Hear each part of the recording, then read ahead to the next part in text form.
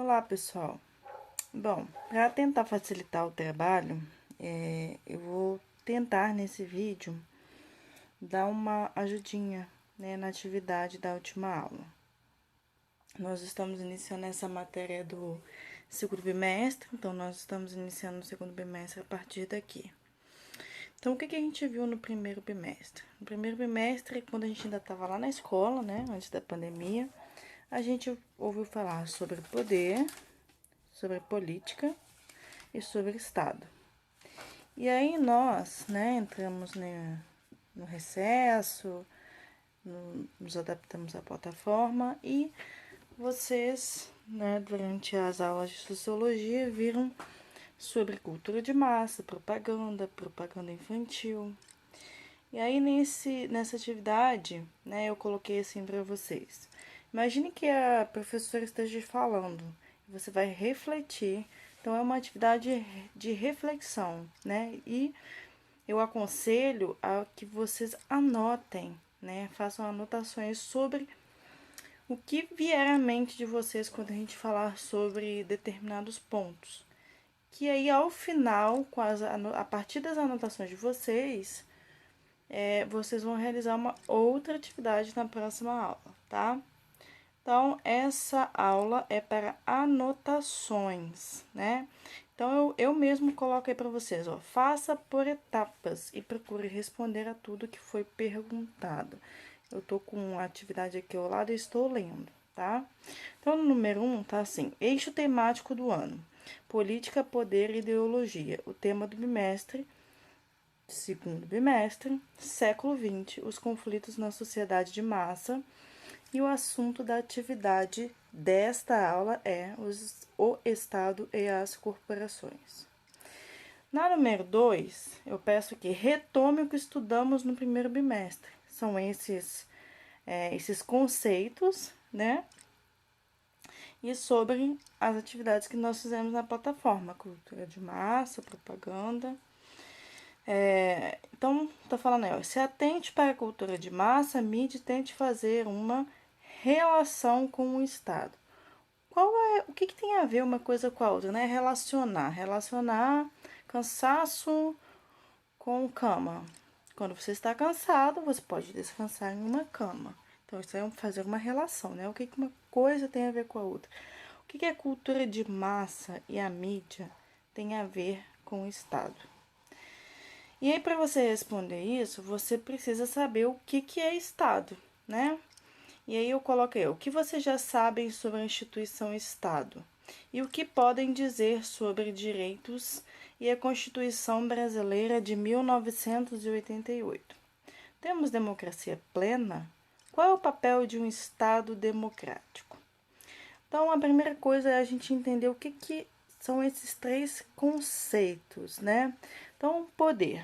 Podemos entender poder como a possibilidade de exercer influência sobre a conduta de outros em determinada relação social. Então, a gente tem relações de poder entre a família, né? Quando um pai ou uma mãe, ou um responsável que seja, determina, por exemplo, a hora de você dormir, a hora que você deve voltar de algum determinado evento social. A gente tem relações de poder entre amigos, né? A gente às vezes sempre tem aquele amigo mais impositivo. E a gente tem relações de poder na sociedade, né? Como estados, né, corporações e etc.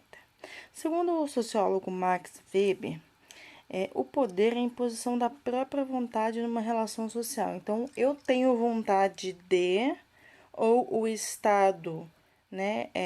O Estado, ele impôs, né?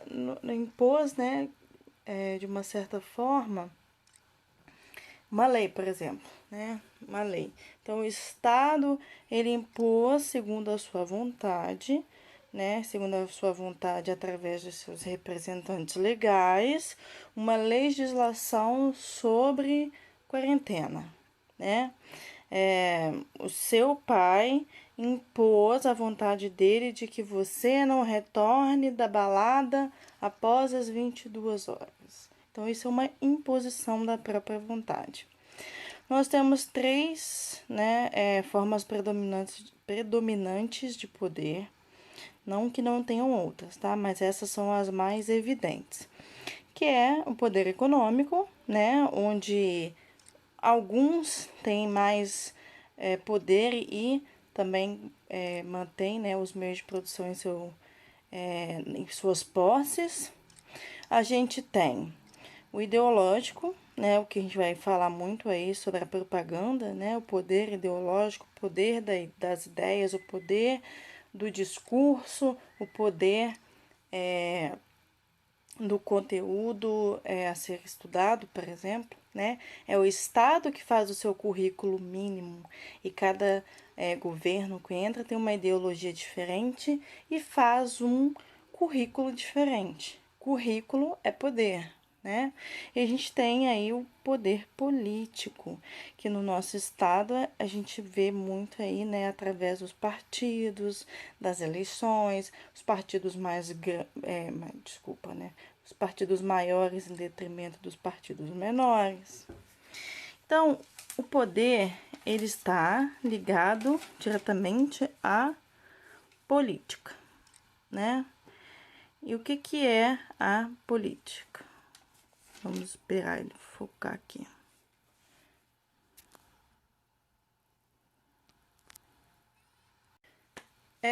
Só para lembrar, todos esses conceitos estão no livro de vocês de sociologia, tá? Então, tirei tudo de lá, porque eu sei que muitos ficaram com o livro em casa. Então, a política é o quê? Participar da política era uma atividade constitutiva do cidadão lá na Grécia Antiga. Por que a gente fala sobre Grécia e Roma Antiga? Porque nós somos cidadãos, né, que temos uma influência muito grande dos modos de vida, de participação social, né, ocidentais, né, que tiveram aí, que vieram, né, dos modos de vida dos gregos e dos romanos. Então, mas porém, né, a partir das revoluções liberais do século XVIII, Revolução Industrial, Revolução Francesa, Revolução Americana, né, entre outras, a palavra passou a ser empregada para designar as atividades relativas ao controle do Estado. Então, por isso que atualmente, sempre que a gente fala de política, todo mundo só lembra do prefeito, do vereador, do presidente. Porém, né, todos nós somos seres políticos. Na Grécia Antiga, a gente tinha uma participação muito grande das pessoas na vida política. Todos aqueles que eram considerados cidadãos, isto é, homens livres, né, grandes proprietários de terras, todos esses eram cidadãos e participavam ativamente na vida política. Aqueles que não gostavam e não participavam da vida política eram chamados idiotas, né?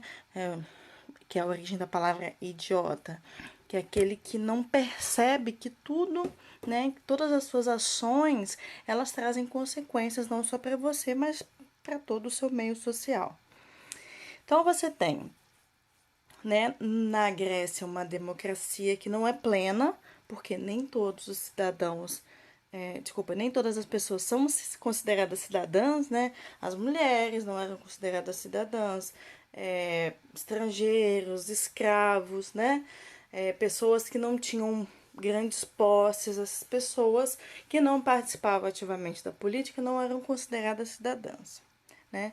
Então, segundo o Weber, né, a política significa exercer um papel de liderança no Estado. Tem um errinho aí de português, desculpa, tá?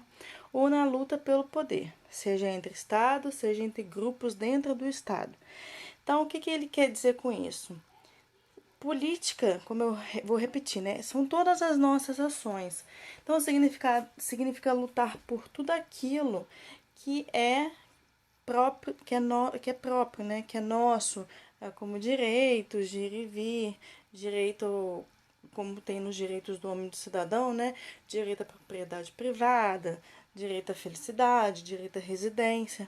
E essa luta, né? Ela tá em todos os grupos, sejam eles lá entre a classe política, né? Entre os governantes, deputados, ou seja, na sua associação de moradores perto da sua casa, no seu bairro.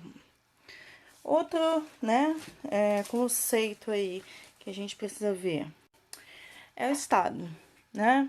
O Estado, na modernidade, né, quando a gente fala sobre a formação dos Estados nacionais, quando começam a formar o que a gente conhece hoje como os países, como a França, a Inglaterra, tardiamente a Itália e a Alemanha, né? A gente tem aí na modernidade e logo em seguida na contemporaneidade a racionalização da gestão do poder, né? O uso da razão na gestão, na organização, na administração do poder. Então, como é que isso começa, né? Você separa a política da religião. Quando a gente tem as reformas protestantes, quando a gente tem, né, o Estado laico após a Revolução Francesa e as ideias liberais também, né, com o iluminismo. Então, o poder deveria ser amparado por uma estrutura administrativa e burocrática, composta de um corpo qualificado de técnicas que operam conforme procedimentos pré-estabelecidos e, idealmente, impessoais.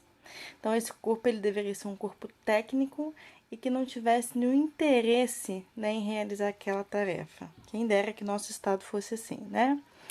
E isso era para quê? Isso é para quê? Para evitar a pessoalidade nas relações entre governantes e governados. Infelizmente, a gente não está vendo muito isso no nosso Estado atual, né?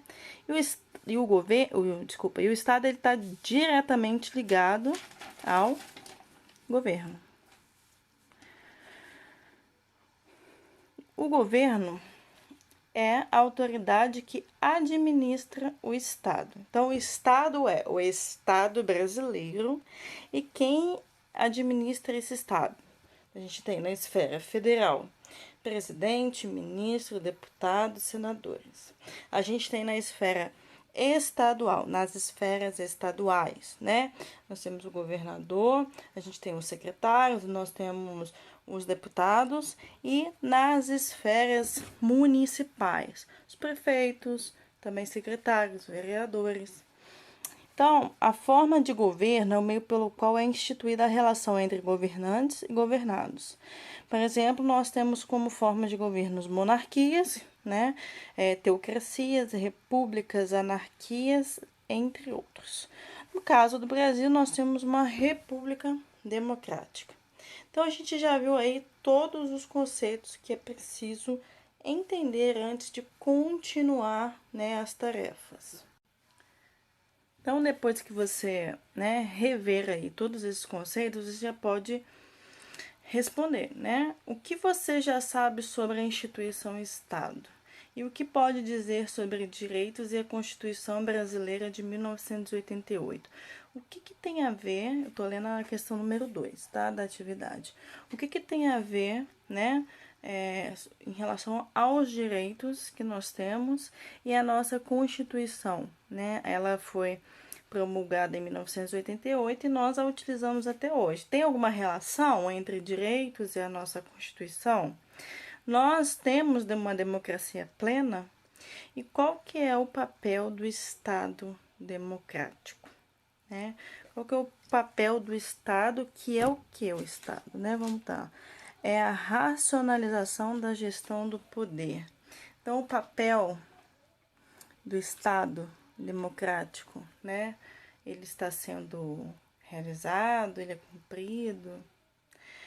E aí tem um videozinho, né, que é a história das coisas, e na número 3. E aí, após a projeção, é para vocês compararem com suas anotações, né, da questão lá número 2, e relacionar ao estudo que fez sobre o consumismo do bimestre passado,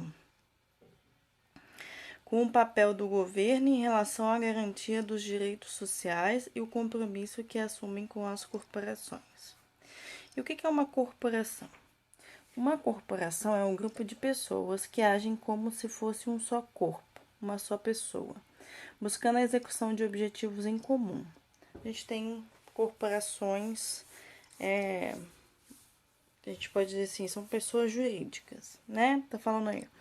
No sentido amplo, é um grupo de pessoas submetidas às mesmas regras ou estatutos e nesse sentido é sinônimo de agremiação, associação ou ainda empresas. Então, por exemplo, nós temos várias corporações empresariais e nós temos várias corporações associativas que representam pessoas, né, em uma sociedade. Então, a relação, a gente não fala diretamente com os chefes, né, maiores. A gente sempre tem um caminho burocrático até eles. Então, o que está perguntando no número 3? Qual, né, o papel do governo em relação à garantia dos direitos sociais?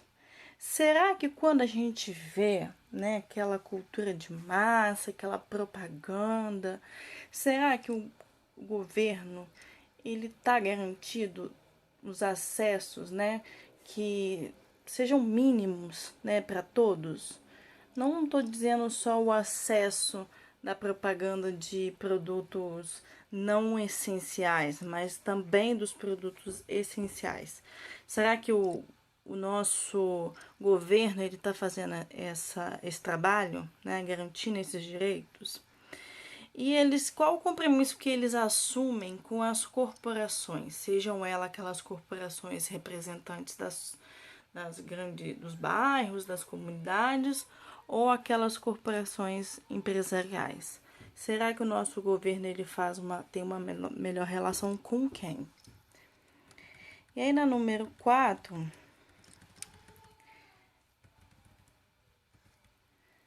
fala assim: você pode fazer, eu falei que vocês podem discutir entre vocês para ficar mais fácil, né?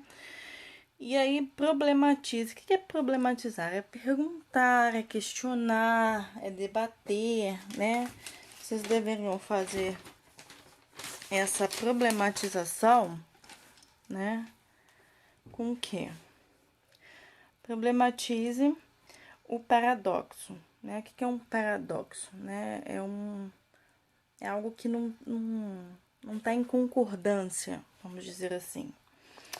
O compromisso do governo na garantia do bem comum, né? Nós temos um governo de bem-estar social, né? O que ele diz que e a sua relação com as corporações. Será que a relação que o governo está mantendo com as corporações atuais realmente elas permitem esse bem-estar social? Você já havia parado para pensar sobre isso, né? Vocês já pararam para questionar, né, sobre isso? Porque quando a gente diz que a gente é político e que todas as nossas ações têm consequências diretas não só para a gente, mas para toda uma sociedade, será que o fato da gente não pensar sobre essas relações, né, elas nos atingem de forma positiva ou elas nos atingem de forma negativa? E por fim, na número 5, qual é a relação entre o governo, que é aquela estrutura racional, as corporações, que essas pessoas, esses representantes, né, seja de uma comunidade, de uma empresa, e o consumismo.